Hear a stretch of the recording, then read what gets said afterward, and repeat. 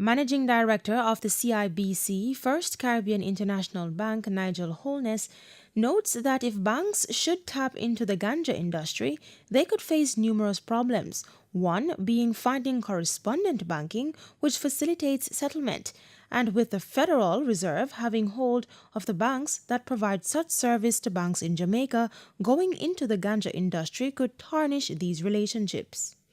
If you start to dabble in the cannabis industry, whether it is medical marijuana, whatever it is, then you could run into a serious problem with finding a correspondent bank who would want to continue providing that service.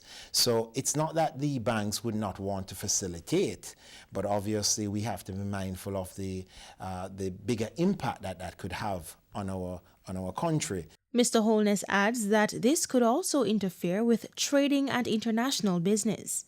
We could see the exit of the correspondent banking relationship, which basically would render our ability to trade and just to conduct international business closed. He highlights one possible repercussion of facilitating the business of the ganja industry and states that banks may not be so capitalized to face the penalties. You could actually find yourself in a situation where a customer who unfortunately is using the system for illicit means then get captured in their net. And we who would have facilitated that customer are the bank really on the hook. The penalties and the fines are enormous, and it could easily wipe an institution off the face of this earth.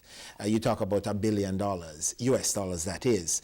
Are we as capitalized to withhold or withstand such a dramatic fine? Mr. Holness states that this could also create great reputation damage to the bank and also to the country on a whole.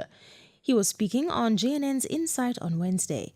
Cody and Barrett, Frontline News.